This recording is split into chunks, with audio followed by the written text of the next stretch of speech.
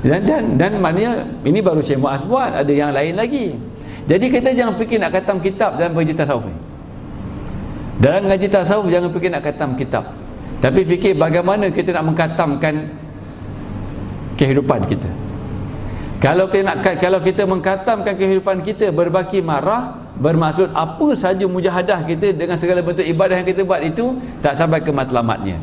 Kenapa? Kita buat perkara-perkara itu tapi tidak menyediakan hati yang bersih, maka cahaya Nabi tidak melimpah. Ibaratnya macam ni, bila kita solat maka kita mengundang cahaya Nabi, bila kita puasa kita mengundang cahaya Nabi. Mana suluhan cahaya Nabi itu menerpa kepada kita. Bila kita bersedekah, berzikir dan sebagainya, apa saja amalan solat, cahaya Nabi itu menerpa. Maka kadang-kadang kita lupa nak pastikan bekas yang nak menakung cahaya Nabi itu bersih. Maka akhirnya macam mana? Akhirnya tidak menakunglah cahaya Nabi. Maka bermanfaat tak segala ibadat kita tu? Pada tasawuf tak manfaat, tapi pada fiqh berpahala. Tapi kalau tasawuf tak bermanfaat, kalau ditinggalkan tetap berdosa pada fiqh. Kita faham kat situ. Ibaratnya kita pergi ke kebun, kita pergi ke sungai, ada kebun kita ada sungai, maka kita cedok air sungai dengan baldi yang bocor. Maka kita buat kerja tak? Ya, kita buat kerja. Berpeluh tak? Berpeluh. Sebab apa? Ada pergerakan berlaku. Kalau tak bergerak, dia tak berlaku kerja. Tolak dinding, ada kerja tak? Tak ada kerja. Sebab apa? Tak ada bergerak dinding. Itu. Jadi bekerja tapi ada hasil tak? Tak ada hasil. Sebab apa? Tidak menakung air tersebut. Sama lah juga. Jadi maknanya kita sekarang tumpu kepada bagaimana untuk memperindahkan ibadah. Bagus tak bagus? Bagus salah. Tapi cukup tak cukup? Tak cukup. Tak cukup. Kita perlu sempurnakan lagi dengan bagaimana cara untuk menyempurnakan bekas hati. Itulah kita akan dapati orang tu banyak ibadah tapi hatinya koyak juga. Begitu. Antara tanda hati itu kotor lagi apa dia? Intention ke attention? Intention seeker. Itu kan hati kotor juga. Dia suka cari perhatian orang. Buat konten sana sini. Maknanya buat macam tu, provokasi sini. Intention seeker ni macam-macam lah. Dia punya aplikasi dia. Sebab apa? Sebab dia nakkan perhatian makhluk. Kalau orang yang nakkan pandangan Allah, dia tidak akan nampak apa-apa pada makhluk melainkan asma' dan sifat Allah Subhanahu wa ta'ala. Itu kurang lebih berkenaan dengan hati. Maka apa yang saya nak nyatakan dalam mukadimah ini adalah jangan sampai kita hanya pulun untuk memperbaiki ibadah tetapi tidak meneliti keadaan hati. Keadaan hati itu mesti bersih dan dibersihkan. Kalau tanya, Ustaz saya tak tahu Ustaz, hati saya kotor ke bersih? Risau. Hati saya kotor ke bersih? Maka kita jawab, jangan risaulah kalau tidak ada istighfar, zikir dan selawat yang diambil dengan bimbingan berguru. Jangan risaulah, kotorlah tu. Ibaratnya macam tu lah. Ini nak cakap, nak mudah faham. Kadang-kadang kita risau hati kita bersih kotor. Maknanya tidak ada amalan yang kita ambil untuk membersihkan hati, anggap sajalah hati kita kotor. Lepas tu, ya ke Ustaz? Maka ada indikator lain lagi. Indikatornya cepat marah, dendam. Ada orang tak marah, tak dendam dan sebagainya, tapi apa dia? Tapi tidak nampak yang di sebalik yang terzahir. Iaitu apa dia? Tidak nampak asma' dan sifat Allah di sebalik isteri, di sebalik suami, di sebalik anak-anak, di sebalik bos, pekerja dan sebagainya. Itu juga tanda hati yang kotor. Jadi benda ni kena ambil cakna. Allahumma salli ala Muhammad. Itulah mana orang yang mengambil cakna akan keadaan hati, maka ibadahnya namanya apa dia? Namanya tafakkur. Tafakkur ni adalah mana mengamati keadaan hati, berfikir keadaan hati itu bagaimana, sampai terpandang ataupun tidak asma' dan sifat Allah. Macam itu tafakkur. Jadi dan di sana ada bidalan. Ya, ada kadang-kadang dinisbahkan kepada Imam Syafi'i, ada kadang sebahagian yang kita pernah baca bahawa apa dia? Tafakkur sedetik lebih manfaat, lebih baik daripada banyaknya rakaat solat. Ini solat sunat. Macam tu. Menunjukkan apa dia? menunjukkan perkara-perkara berkaitan dengan hati ni jangan dipandang ringan. Sama juga orang pergi ke Mekah ni, zaman-zaman orang nak ke Mekah ni kan, okey, dia sibuk dengan macam mana untuk manasik je, manasik di Arafah macam mana, di mula Arafah, waktu Mina, Muzdalifah dan seterusnya.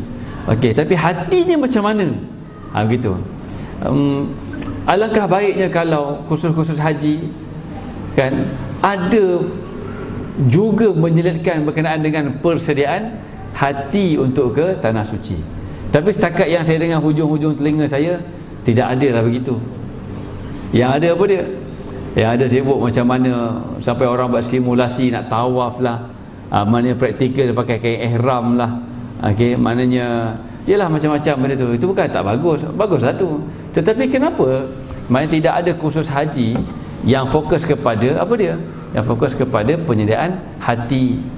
Di Arafah tempat untuk kita merasai berharga mengenal Allah. Tetapi dekat Arafah itu kita sibuk dengan berdoa. Ini tasawuf bicara macam tu ya. Dekat Arafah sibuk kamu doa dengan apa yang kamu nak doa, macam Allah Ta'ala tak tahu apa yang kamu perlukan. Kita pun kebil-kebil dengar waktu awal dulu. Mana sibuk. Padahal waktu kita fikir kalau ke Arafah tak sibuk nak berdoa, nak buat apa lagi? Maka maknanya disambung lagi muzakarah itu di Arafah itu adalah untuk kita sibuk untuk mengintai-ngintai kasih Allah. Apa tu? Macam mana cara nak mengintai kasih Allah? Dengan cara kamu berdoa. Apalah. Maka akhirnya berdoa tak berdoa ke Arafah tu? Berdoa.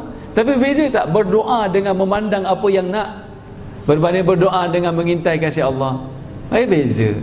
Jadi agak-agaknya kita dulu inilah menyebabkan saya nak pergi haji lagi ni, tapi tak dapat tahun ni. Tahun depan lah pula minta. Tahun depan lah minta. Dah dengar-dengar ilmu ni, tak kena ni, kena pergi haji balik ni. Sebab apa? Memang kita sedar sangat waktu kita pergi haji sebelum ni, maknanya memang berdoa macam-macam. Satu list panjang kita berdoa. Okey, memang perlu nak doa tu sebab kita nak apa yang kita nak doakan tu. Tak nampak pun kasih Allah. Lepas tu bila doa tu makbul, banyak pula makbul. Antaranya kahwin, dapat kahwin, makbul. Itu makbul pula tu. Bila dapat doa tu pula kita kata, ini aku berdoa ke Arafah ni, makbul Arafah tu. Allah tak nampak pun, tak rasa Allah tu pengasih pun, tak menghargai maknanya Allah Ar-Rahman pun. Maka apa maknanya? Maknanya itu dari sudut tasawuf, maknanya satu bentuk kegelinciran dan tipu daya lagi. Maka gitulah kurang lebih. Jadi ini penghayatan setiap orang tidak sama dengan orang yang lain. Habis.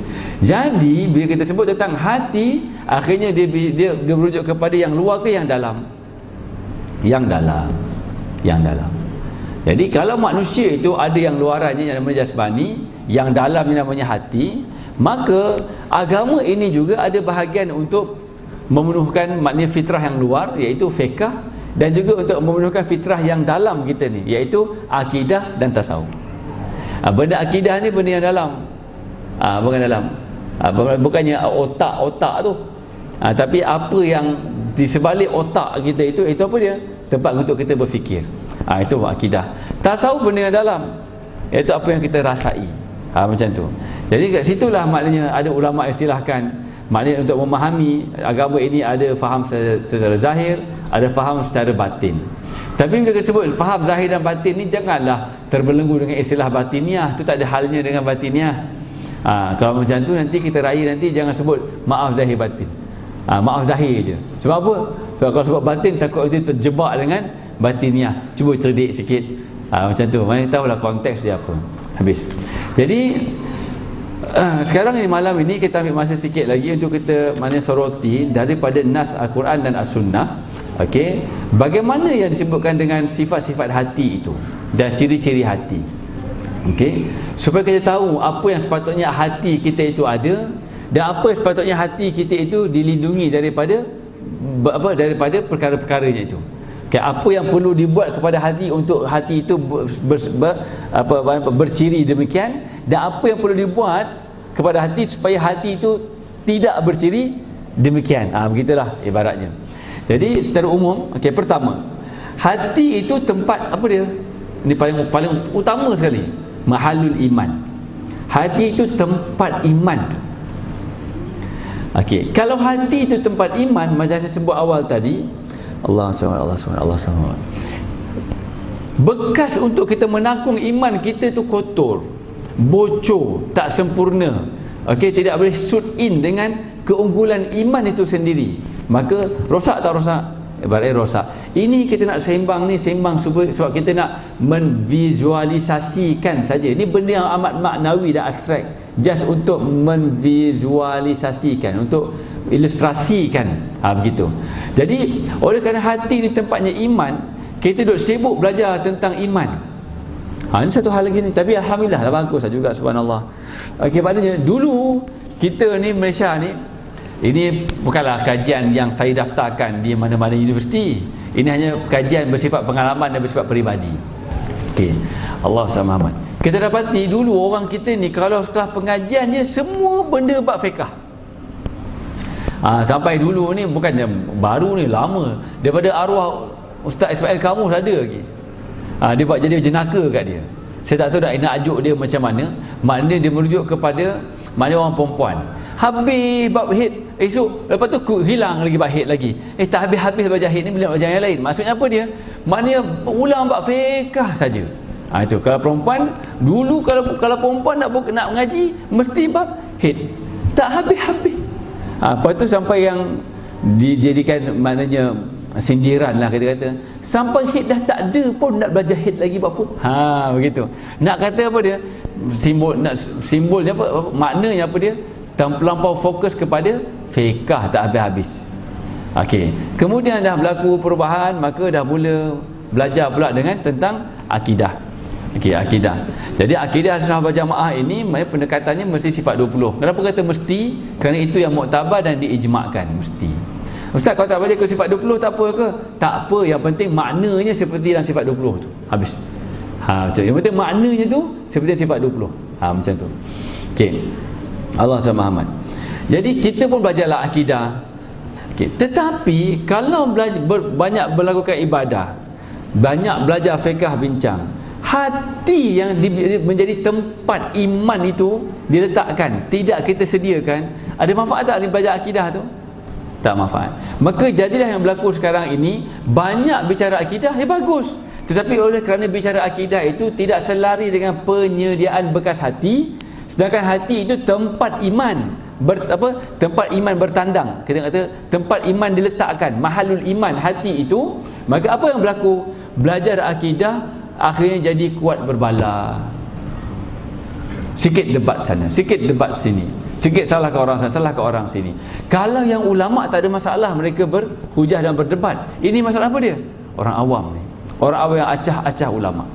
Jadi kita berbahagia dan bersyukur dengan ulama-ulama kita, contohnya yang mulia Ustaz Engku Fadil, maknanya Al-Fadil Ustaz Abu Bakar Rashid, maknanya, dan ramai lagi lah. Semua saya sebut dua orang itu sebab itu yang terkini yang berlaku.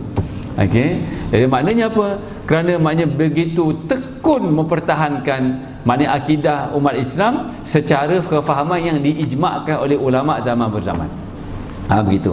Jadi kalau macam apa pun benda ulama, kalau tak puas hati, jom kita berhujah, kita berdebat. Di sisi ulama tak ada masalah. Tapi lepas dah habis mereka berhujah tu orang-orang yang tu acah-acah ulama ni, potong sana potong sini, nganjing sana nganjing sini, itu maksudnya apa dia? Maksudnya dia dengar bicara akidah tanpa disediakan bekas hati yang sempurna, maka akhirnya dia akan berbala. Maka banyak ilmu tentang akidah pun bawa kepada bala. Apa makna? Bala ni paling-paling pun matlamat hasil yang paling singkat daripada berbalah apa dia? Benci. Benci itulah matlamat iblis. Sebab apa? Benci itu adalah keterbalikan daripada tujuan Nabi diutuskan. Apakah tujuan Nabi diutuskan? Untuk membawa kerahmatan ke sekalian alam. Maka bila adanya benci, maka jadi tak seperti yang Nabi diutuskan? Tak jadi. Maknanya apa dia? Begitulah kejayaan makhluk terkutuk itu. Macam tu. Jadi tak apa, sekarang nak buat macam mana? Jangan tinggalkan ibadah daripada ilmu fiqh yang telah kita pastikan ibadah kita itu sempurna rukun dan syaratnya. Dan jangan ditinggalkan pengajian-pengajian pengajian akidah, tetapi pada masa yang sama diteruskan dan disempurnakan dengan penyediaan bekas hati, iaitu tasawuf. Tasawuf. Supaya apa dia? Supaya bila kita belajar tentang iman, iman tu masuk dalam hati kita, dia boleh shoot in kat situ. Saya rasa itu je kot. Maknanya kecelaruan kita sekarang ni, banyak bincang tentang akidah, tetapi tidak menyediakan bekas hati. Di sini Allah Subhanahu Wa Taala berfirman pada menyatakan bahawa hati itu tempat keimanan diletakkan. Okay, walamma yadkhulul imanu fi qulubikum. Itu surah Al-Hujurat ayat 14. Itu petikan dia. Nah, tidaklah lagi masuk iman dalam hati kamu. Macam tu. Okey. Ulaika kataba fi qulubihimul iman. Mereka itulah yang telah ditetapkan, okey, dalam hati mereka itu akan iman. Maka itu surah Al-Mujadalah ayat 22. Okey. Nanti kalau dah ada buku ni, maknanya bolehlah senang garis gitu je kan. Okey. Jadi itu yang pertama, hati adalah tempat iman. Yang kedua, hati itu mahallul hidayah. Mahallul hidayah. Maksudnya hati itu tempat apa dia? Tempat hidayah, tempat petunjuk. Tempat petunjuk. Okey. Jadi huraiannya yang sama. Kalau hati kita rosak, tercemar, tercedera, maka bagaimana petunjuk itu benar-benar membumi dalam kehidupan kita. Di sini daripada ayat 11 surah At-Taghabun. Wa may yu'min billahi yahdi qalbahu.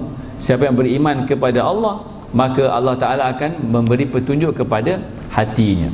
Begitu. Jadi nak katanya apa dia? Iman dan hati itu bersalingan dalam ayat ni.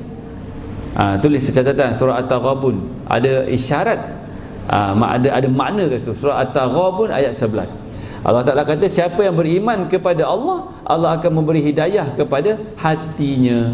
Bermaksud apa dia? Iman tempatnya di hati. Bila orang tu telah beriman kepada Allah di hati, Allah Ta'ala akan memberi hidayah pada hatinya. Jadi nak katanya, bicara tentang iman, jangan lupa menyediakan bekas hati. Apalah kiranya kalau semua kita bila kita bicara tentang fiqah ke akidah ke, kita mulakan dengan sedikit zikir. Supaya apa dia? Supaya hati kita itu kita perbetulkan terlebih dahulu, insya-Allah. Okey, yang ketiga, okey, hati itu apa dia? Tempat perasaan yang halus. Al-atifah, perasaan yang halus. Okey. Jadi perasaan yang halus ini meliputi apa dia? Meliputi maknanya kecenderungan kepada kebenaran. Perasaan kita ni Allah Taala dah built in tau. Maknanya fitrah hati ini dia ada atifah, maknanya ada kejiwaan, kehalusan jiwa itu. Okey, yang mana sifat kehalusan jiwa ini apa dia? Dia akan cenderung kepada kebenaran. Di situlah maknanya ada yang daripada riwayat istafti qalbak. Kau minta fatwa lah daripada hatimu sendiri. Kadang-kadang dulu kita waktu kecil, ustazah-ustazah kita pun maknanya bagi pedoman, tak apalah kalau kamu tak tahu, bila kamu baca soalan, yang pertama-tama hati kamu tu terdetik nak A ke B ke C. Gitu. Yang terdetik pertama itulah biasanya benar. Gitulah bila kita datang exam dulu, tak reti nak jawab apa, ambil detikan hati pertama. Macam tu. Okey, jadi sebab memang gitu. Okey, tetapi berhati-hati itu kalau hati itu statusnya hati. Tapi kalau hati itu statusnya dah bertukar menjadi nafsu, maka tak boleh guna kaedah ni. Tak boleh guna kaedah ni. Okey, maka ada banyak perlu untuk diperhatikan. Kemudian atifah itu juga merujuk kepada apa? Sukakan dihargai, suka dihargai. Okey, suka dihargai, suka dicintai dan sukakan perkara yang indah. Itu memang hati. Itu memang hati. Okey, maknanya dia akan cenderung kepada yang al-haq, benda yang benar. Dia akan cenderung kepada mencintai, dicintai, menghargai, dihargai dan keindahan. Itu kecenderungan hati. Yang Allah Ta'ala telah ciptakan fitrahnya begitu. Okey. Jadi kalau orang yang jiwanya tercedera, hatinya tercedera, contohnya kalau dalam ilmu kaunseling dan psikologi disebut trauma dengan segala macam jenisnya, ataupun secara umum disebut sebagai mental health disorder tu, okey, ada isu-isu kesihatan mental tu, biasanya dia akan kurang bab kebersihan, dia akan kurang bab mana menghargai dan dihargai, dia akan kurang kat situ. Ada orang yang dia akan kurang bab kebersihan sampai mana dia tak tukar underwear dia berapa lama. Itu ada pengalaman yang saya jumpa lah. bila saya menangani orang apa golongan-golongan seperti ni, sampai maknanya jalan, dia akan bawa je kain. Kata dia akan bawa kain dan dia akan duduk dengan kawan lebih jauh. Mereka duduk je, mana-mana tempat duduk dia akan lapik dulu. Jadi maksudnya sampailah saya pun dengan cara yang mudah-mudahan tidak menyentuh sensitiviti semua di situ, nak tahu maklumat kenapa begitu. Sebab dia ni jenis apa dia? Dia tak tahu underwear dia bersih ke kotor. Ni orang perempuan lah, ni orang perempuan. Terutamanya. Maknanya zaman dia datang bulan ke tak bulan, tak tahu. Dia macam disorder kat situ. Sebab apa? Sebab hati dia dah tercemar. Bukan tercemar apa? Tercedera. Bukan tercemar, tercedera. Okey, sama juga dengan kalau hati tu kalau dah tercedera, benda atifah yang Allah Ta'ala sediakan pada setiap hati manusia ni akan malfunction. Iaitu apa dia? Dia tak pandai menghargai orang, dan dia rasa tak perlu pun untuk dia dihargai. Maka akhirnya dia akan hidup seperti semahu yang dia nak hidup. Itu semua tanda-tanda hati yang tercedera. Dan tidak ada cara nak mengubati hati ini melainkan dengan cahaya Nabi SAW. Banyak tak agak-agak maknanya orang kita sekarang hati cedera ni? Ya, saya banyak. Ilmu satu perkara, amal satu perkara. Ilmu mungkin dilayak untuk berstatus ustaz. Amal mungkin dilayak untuk berstatus haji ke, maknanya abid ke, orang surau ke, amal. Tetapi hati tak ada kaitan langsung pun. Mana hati tu? Apa saya tak ada kaitan? Kalau orang tu hati dia tercedera, dia banyak ilmu, banyak amal pun memang cederalah keadaan dia. Ibaratnya macam tu lah. Tetapi nak membetulkan hati tu pun kena ada ilmu dan kena ada amal. Itulah uniknya. Oleh kerana begitu keadaannya, benda tentang hati ni mesti ada apa dia? Mesti ada coach. Mesti ada coach. Tapi kalau sebut coach dalam konotasi Malaysia ni, coach ni maknanya something related to making money. Itu kan itu pada faham saya. Betul. Maknanya untuk buat duit itu coach. Tapi yang saya masukkan coach kat sini apa dia?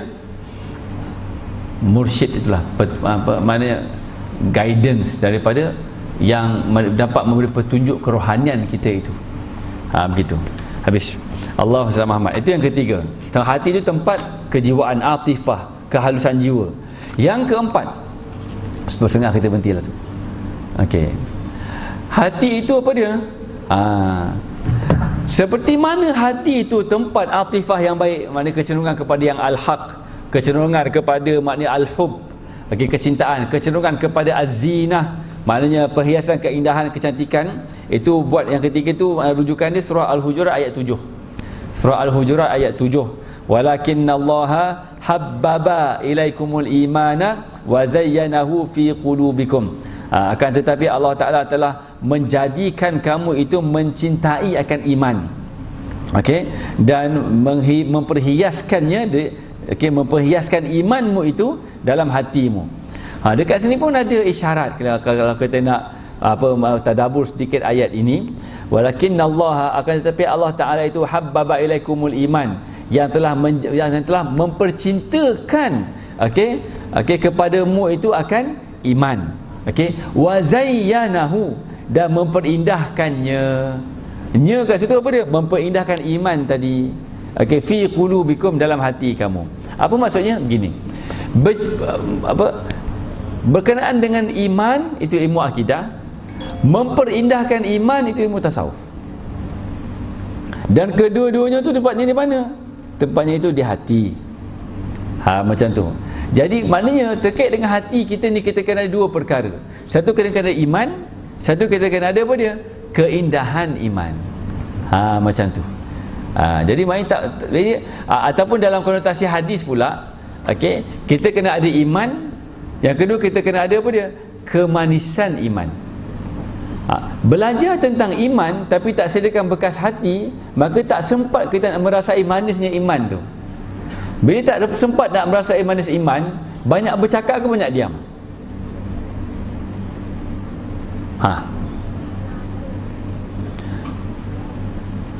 Kita kalau kita makan aiskrim, peringkat-peringkat awal kita makan aiskrim tu, banyak cakap ke banyak diam? Lepas tu duk makan aiskrim, diam. kita diam. Sebab apa? Sebab kita sedang menikmati manisnya. Okey. Tetapi kalau aiskrim tu tawar, makan aiskrim tawar pula, agak-agak mulut kita bebel lah. Memang bebel. Ini just nak bagi simple analogi, nak bagi faham. Jadi mana orang yang belajar iman tapi tidak merasai manis iman, dia akan banyak bercakap tentang iman, sebab dia tak menikmati manisnya. Buat catatan situ. Iman untuk dinikmati manisnya, bukan untuk banyak bicara. Sebab itulah maknanya dalam satu buku yang ditulis Imam Al-Ghazali, saya tak banyak sebut tajuk buku, takut salah, tapi saya ingat saya Al-Ikhtisar fil I'tiqad, waktu dalam muzakarah waktu kat Mesir lama dulu. Maknanya yang penting perkara fikrah ni nisbah kepada Imam Ghazali rahimahullah. Maknanya beliau memberi pendapat bahawa kalau tidak ada lagi perkara yang mendatangkan keraguan kepada mana-mana kampung umat Islam, mana-mana tempat umat Islam, maka tak payah nak ajar-ajar lah iman tu dah. Sebab tak ada benda lagi yang mendatangkan yang boleh yang ada risiko keraguan. Contohnya kampung Presin 19 ni, 19 ke 9 lah? 9. Kampung Presin 9 ni maknanya orang-orang dia tak ada isu bab akidah, tidak ada etis punya fahaman, tidak ada maknanya izm-izm perkara-perkara yang luar masuk. Maknanya semua itu maknanya kok mana pun Tuhanku adalah Allah, Nabiku Rasulullah SAW, petunjukku Al-Quran, ketaatanku kepada para ulama, dan aku in order dengan fiqah, akidah, tasawuf. Maknanya begitu. Maknanya dia tak terfikir pun nak cari Tuhan yang lain. Semuanya in order gitu je. Maka orang golongan macam ni tak payah lagi nak ajar-ajar lagi benda-benda detail tentang iman. Sebab apa? Takut kalau dia detailkan lagi tentang iman, detailkan lagi tentang sifat 20 misalnya, perbahasan kanan dan kiri, ilmu falsafah apa semua bagai, maka akhirnya lebih celaru. Maka kalau macam kita ni dah tak ada apa-apa, maknanya perkara yang agak-agak boleh mengganggu gugat maknanya ikatan iman kita kepada Allah dan ikatan cinta kita kepada Rasulullah SAW, maka tak payah nak bincang banyak dah lah. Tapi maksudnya apa dia? Adakah begitu saja? Bukan. Maksudnya apa dia? Pergi kepada next stage. Apa dia? Merasai manis dia itu. Nak merasai manis tu mesti dengan guidance dan beribadah. Tapi bukan sebarang ibadah. Ibadah yang bukan mengejar ganjaran, tapi ibadah yang di dalam lembayung kemanisan bermanja dengan Ar-Rahman itu. Sama ada dekat surau di atas tikar senjata ataupun dekat luar bersama dengan komuniti kemasyarakat, tapi dia merasai bermanja dengan Allah Subhanahu Wa Taala. Fokus kat situ je. Maka poin dia apa dia? Iman ni kalau tak ada benda nak ganggu kita, tak payah nak belajar pun tak apa dah. Tapi ini maksudnya yang iman yang pelajaran fardu kifayah. Yang fardu ain kena settle. Jangan salah faham cakap saya ni. Lepas dari situ maknanya fokus kepada merasai kemanisannya. Fokus kepada memperindahkan iman itu sendiri. Jadi sekarang ni kita nampak macam benda-benda iman ni banyak jadi bicara, tak banyak menjadi menikmati. Beli aiskrim, sebelum dia cair nikmati terus. Dah cair jadi apa? Tak jadi apa dah. Kalau aiskrim faham pula tu, tapi buat iman tak faham. Mungkin Abang Syah kena jamu aiskrim kot lepas ni.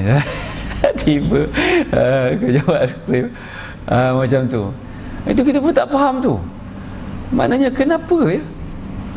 Allah SWT Muhammad. Contohnya kereta. Awak dah beli kereta GTR. GTR mahal rupa-rupanya. Kan, maknanya Toyota Vios. Tapi kalau GTR kan yang sport dan yang dia dah make up semua solid sampai tak ada tempat nak make up lagi. Dah beli GTR habis make up dah. Lepas tu nak godek apa lagi kereta tu? Nikmatilah saja kereta tu. Drift lah kat mana-mana. Tapi jangan sampai kena saman. Maknanya ikutlah macam mana, nikmati kereta tu. Ini duk make up kereta tak habis-habis, tak gerak-gerak kereta, kan tak cerdik, aka bodoh. Ini maknanya bodoh dalam cerdik. Dengan kecerdikannya dia belajar tak habis-habis tentang iman dan sebagainya. Tetapi rupanya di situ ada berbaki bodoh. Rupa-rupanya iman tu bukan semata-mata dibahaskan tak habis-habis. Iman tu untuk apa dia? Dia nikmati manisnya. Nak nikmati manis kena ada apa? Kena ada lidah. Kena ada lidah. Kalau tak ada lidah macam mana boleh? Tak boleh. Jadi kita kena ada lidah rohani untuk merasai kemanisan beriman kepada Allah. Lidah rohani itulah yang mursyid nak tumbuhkan dalam hati murid-muridnya. Itu ibarat lidah rohani. Oh, lidah melecur tak sedap makan, tahu. Duk demam makan tak sedap, tahu. Hati demam ni tak merasai manis iman, buat tak reti pula. Itulah. Jadi kita betulkan bersama-samalah benda ni. Ini bukan benda yang main-main. Habis.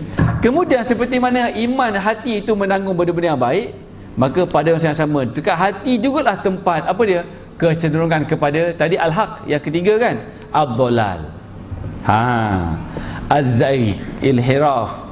Okey, maknanya kecenderungan ke arah kebatilan, tipu daya, penyelewengan, penipuan. Itu juga tempat di mana? Tempatnya di hati. Tempatnya di hati. Tapi ini apabila macam mana jadi macam ni? Bila hati itu tidak dibersihkan, maka jangan senang-senang sangat nak ikut petunjuk hati. Hati abang rasa raya tahun ni kena kat rumah mak ayah abang. Bang, tahun lepas pun mak ayah abang juga. Raya puasa pun mak ayah abang juga. Semua mak ayah abang je. Hati abang rasa, hati abang ni hati yang benar. Agak-agak bro, hati yang macam mana tu? Hati yang macam mana tu? Tanda hati kita tak boleh pakai apa dia? Cepat marah. Tanda hati kita tak boleh pakai, nak minta fatwa kat hati ni, tak boleh pakai apa dia? Buruk sangka kat orang, geram dekat orang sana sini. Itu tak boleh pakai hati. Kena diam balik, kena diam. Okey. Jadi inilah yang disebut sebagai tadi, yang kita sebut hati itu telah menjadi nafsu. Maka dia pergi kepada dhalal, kesesatan, kegelinciran, penipuan, penyelewengan, dan ke arah kebatilan. Okey, ayat dia, fa ammal ladzina fi qulubihim zayghun falamma zaghu azaghallahu qulubahum. Begitu. Iaitu apa dia? Apabila dia menyeleweng daripada hidayah, maka Allah Ta'ala menyelewengkan dia lagi. Allah Ta'ala tak akan memalingkan kita daripada hidayah, melainkan kita yang berpaling dulu.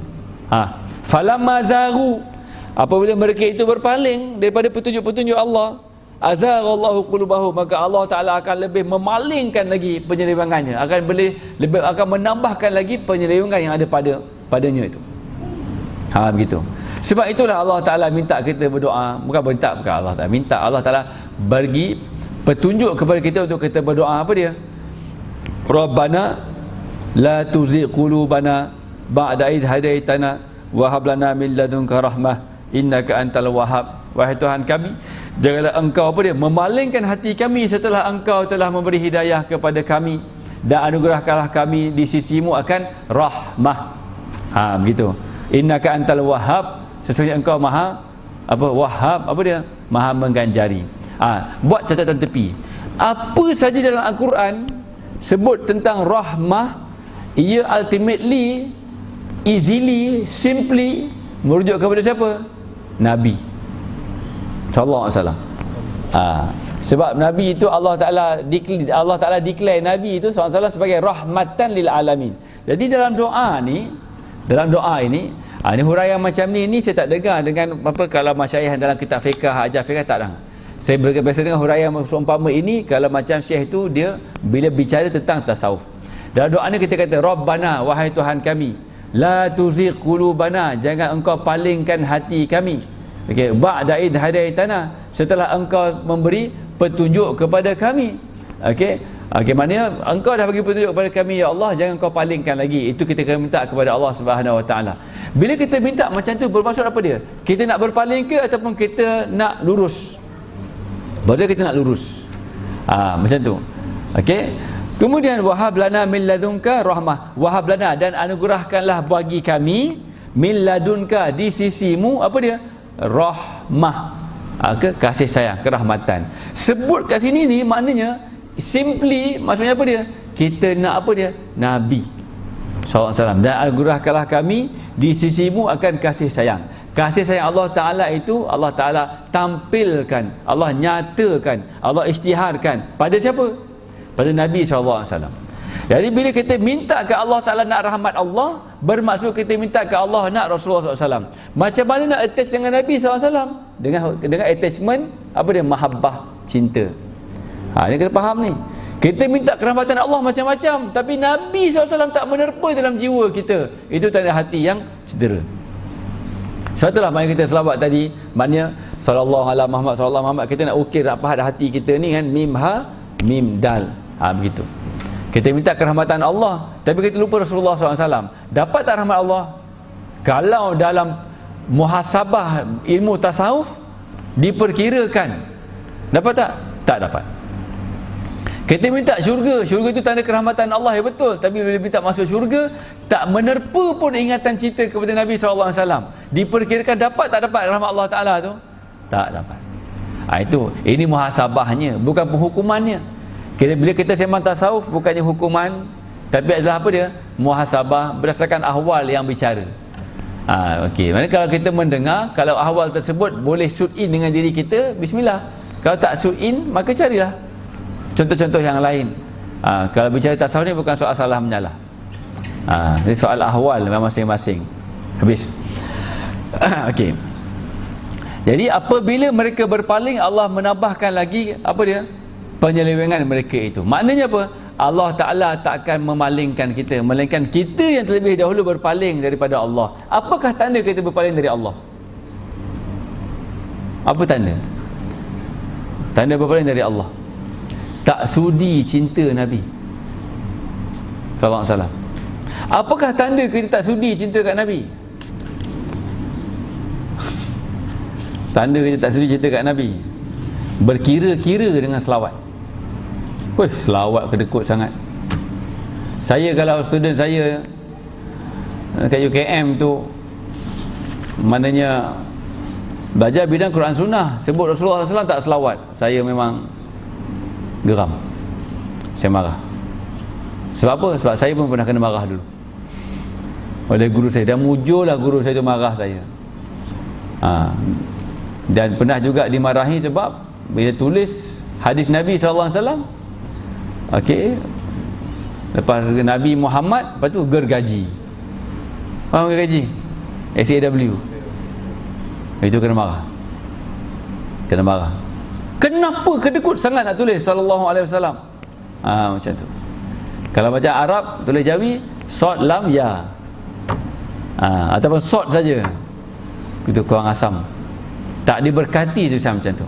Maka Syekh kata, kamu tahu atau tidak?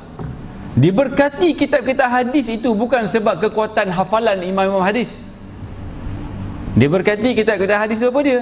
Kerana betapa banyaknya dia menulis sallallahu alaihi wasallam. Dan berapa banyak orang yang berselawat kepada Nabi dengan sebab membaca apa yang ditulis sallallahu alaihi wasallam. Maka diberkati kitab-kitab hadis dan kitab ulama terdahulu. Itu saja. Dan keterujaan ulama dulu nak menulis sebab apa? Sebab sengaja cari hal nak tulis sallallahu alaihi wasallam itu. Itu bendanya. Kita ni buat buku nak dapat KPI. Nak jual buku, nak dapatkan untung. Jauh sangatlah. Bila ada ulama kita, walaupun bagaimanapun pendapat yang dinyatakan, maknanya daripada dia dia sallallahu alaihi Muhammad, sallallahu alaihi Allah sama Muhammad, Allah sama Muhammad, pun nak argue benda tu. Maknanya apa dia? Maknanya awak sendiri berpaling daripada hidayah. Ya, dia merujuk Al-Quran, dia rujuk hadis, dia rujuk buku macam-macam, tapi tanda orang yang berpaling daripada petunjuk Allah apa dia? Berkira dengan Rasulullah SAW. Itu benda. Maka guru saya sebut ni, ni bukan satu guru ni, banyak-banyak guru dalam banyak perjalanan ni, daripada saya umur 18 tahun sampai sekarang. 18 tahun ke? Tak, 17 tahun. Mula bertaubat 16. Kurang lebih macam tu lah, tapi 16 dah, kurang lebih. Maknanya kalau sekali kamu dengar nama Nabi SAW, kamu kena cover selawat kurang-kurang 3 kali. Maka saya suka mendengar maknanya seorang ulama di negara kita ni punya kuliah. Sebab apa? Sebab dia banyak gantikan tu kan kita nak fikir kalau macam seorang negarawan kita apa nama kan. Benda sebab sementara nak berfikir tu kan tak petah lah maksudnya. Daripada sebut benda-benda macam tu dia gantikan dengan selawat. Bila dia sebut selawat, maka saya akan automatik sambung 3 kali ganda daripada selawat itu. Maka seronok selawat je sebenarnya. Begitu. Jadi sampai perlakuan selawat pun orang argue. Sampai kata kalau kamu cinta kat Nabi, kamu solatlah dengan cara Nabi. Nanti dulu. Kalau solat dengan cara Nabi itu kamu ikut Nabi. Sebelum nak ikut Nabi, kamu cinta Nabi dulu, baru benar kamu ikut Nabi SAW. Dah tu kalau kamu ikut Nabi tanpa kamu pupuk hatimu cinta Nabi, maksudnya apa dia? Maksudnya kamu nak ambil manfaat dari Nabi SAW. Nabi tak ada pada hati kamu. Walaupun kamu solat cara Nabi, duk sibuk solat cara Nabi, puasa cara Nabi, haji cara Nabi, makan cara Nabi, mana perubatan cara Nabi, semua cara Nabi. Tapi Nabi ada dalam hati tak? Tu tulis. Nabi ada dalam hati tak? Tak malu punya umat. Ini bukan saya kata, saya dimarahi dulu. Saya tak marah tuan-tuan. Saya hanya sebut macam mana saya dimarahi dulu. Tapi mujur kena marah. Hai, kau tak kena marah macam tu maknanya apalah maknanya. Begitulah. Okey, kita berhenti kat ni dulu. Dah 10.40 dah, letih dah tu. Begitu. Jadi saya minta maaf, saya bagi kata dua kepada pengurusan surau. Kalau nak minta lepas maghrib saya kelang kabut. Tak bermaknanya saya nak kejar kuliah maghrib, anak-anak terabai, dan membiarkan isteri saya kontang-kanting uruskan anak-anak yang ramai. Buat anak ramai-ramai tapi isteri seorang. Taklah ramai, mana 6 orang, seorang simpan, tinggal 5. Mana boleh macam tu? Tak tergamak saya maknanya tu. Jadi maknanya tak apalah, maknanya anak urus sama-sama lah. Paling-paling saya ada solat maghrib sama-sama dengan anak. Ini kalau nak kerja maghrib kat sini, lepas daripada office terus kat sini, anak saya confirm sembahyang sendiri. Lepas tu isyak anak sebalik, anak dah tidur dah. Apa mana? Ya Allah tanggungjawabkan jemaah-jemaah ni ke?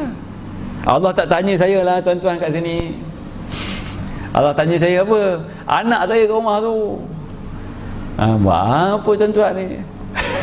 Ibaratnya macam tu lah. Ini guru saya pun tegur, ustaz nak kerja apa sangat kuliah sana sini ni? Anak ustaz macam mana? Macam tu. Jadi saya tak boleh, tak boleh. Sekarang balik rumah dulu, uruskan anak-anak dulu, solat dengan anak-anak dulu. Tadi lepas solat maghrib letih, lepas tu kita baring dulu, anak kita urut dulu. Adalah sikit maghrib isyak ni waktu untuk beramal, waktu untuk berkasih sayang, waktu untuk maknanya family bonding. Itu maghrib isyak. Itu saya diajar begitu. Tuan-tuan terpulanglah tuan-tuan. Jadi saya kata tak apalah, kalau tak nak sambung isyak tak jadilah. Kalau nak buat juga try lepas isyak. Lepas isyak ni sembahyang anak tu saya siap semua. Anak saya nak tengok game ke, buat homework ke apa ke, itu dia punya terapi lah. Anak sekarang ni warrior je sekarang ni. Apa dia panggil apa? Main perang-perang kat handphone tu, tak tahulah apa benda dia main tu. Saya pun tak faham tu, mujur saya tak faham. Ada juga maknanya bapak-bapak pun main dengan anak-anak sekali, kadang bapak lebih pula. Macam tu. Jadi lepas main isyak tu, anak saya buat hal dia, maka saya pun keluar. Dah tu habislah bagian saya dengan anak, maka keluar. Jadi maknanya keluar ni nak dengar seorang, dua orang. Macam tu je lah. Jadi saya terpaksa lah maknanya buat lepas isyak. Saya pun letih, tuan-tuan pun letih. Tapi kok mana pun Allah Ta'ala tak tanya saya tuan-tuan ni macam mana. Ya Allah Ta'ala tanya saya apa dia? Anak saya tu macam mana? Maghrib isyak tu waktu yang diberkati. Sebab itulah solat awabin 6 rakaat tu antara maghrib isyak tu. Solat taubat, solat istikharah kan, solat awabin kan. Macam tu. Dan memang perihalan ulama-ulama dulu, maghrib isyak tak kacau. Sampai sekarang maghrib isyak pantang. Jangan bertamu kat rumah para ulama, maknanya para syekh ni antara maghrib isyak. Tunggu lepas isyak. Macam tu. Jadi saya rasa perlu dah untuk kita latih maghrib isyak ni beramal. Macam tu. Tapi tak apalah kalau kat sini setiap maghrib nak buat kuliah pun bismillah. Tak apalah, ikut keadaan masing-masing. Tapi kena fikir balik macam mana tu. Jadi lepas habis main isyak kat rumah, baru saya bekerja ke sini. Betul kita buatlah setakat mana yang mampu. Macam tu. Kalau ramai macam ni, saya rasa kita buat duduk atas bersila bawah pun tak apa. Cuma ni saya duduk atas ni sebab kamera dah ready. Raihkanlah kamera ni nanti aku tukar-tukar kamera ni pula. Macam tu. Sebab apa saya tak pandang kameranya? Di sebalik saya pandang kamera tu, saya pandang cameraman di belakang tu yang susah-susah dia set up tu. Jadi kalau saya pandang kameranya, maknanya tepilah kamera ni contohnya. Macam tu. Okey, jadi maknanya setakat macam itulah lepas isyak. Dan saya ni pula kaedah saya, kalau kita buka, saya nak tumpu. Nak tumpu biar ada maknanya latih tubi. Ada ke orang main bola nak berlatih? Kan maknanya sebulan sekali berlatih main bola.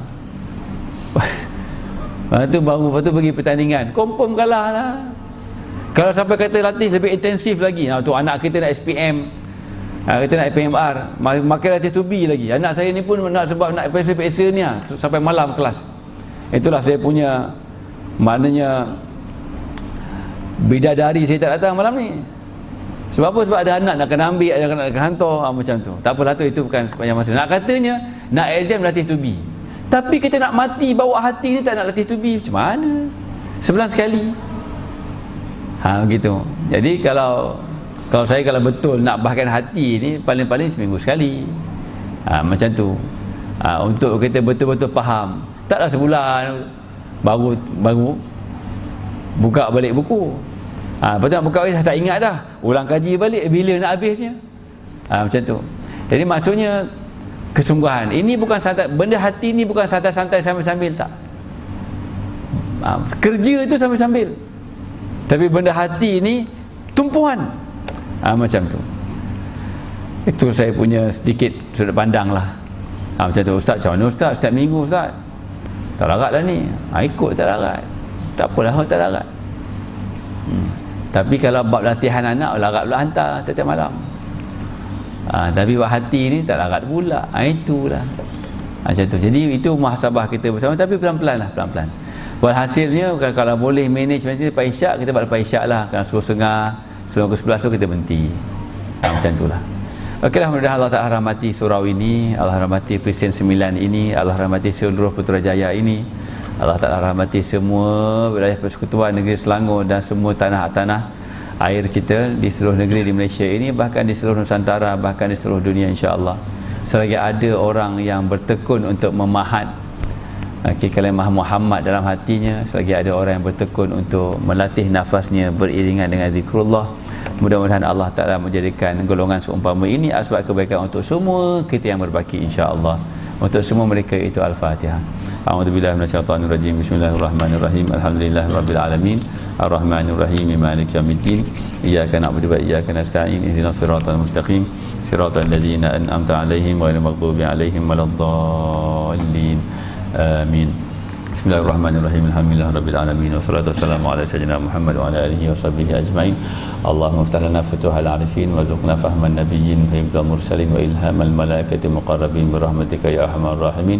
Rabbana atina fid dunya hasanatan wa fil akhirati hasanatan wa qina adzaban nar. Wa sallallahu ala sayyidina Muhammad wa ala alihi washabbihi ajmain. Subhana rabbika rabbil izzati amma yasifun wa salamun ala mursalin walhamdulillahi rabbil alamin. Kita tangguhkan dengan tasbih kafarah dan suratul asr. Subhanakallahumma wa bihamdika asyhadu an la ilaha illa anta astaghfiruka wa atubu ilaik. Bismillahirrahmanirrahim. Wal asri innal insana lafi khusr illa alladhina amanu wa 'amilus solihati wa tawassaw bil haqqi wa tawassaw bis sabr. Alhamdulillahirabbil alamin. Wallahu a'lam bissawab.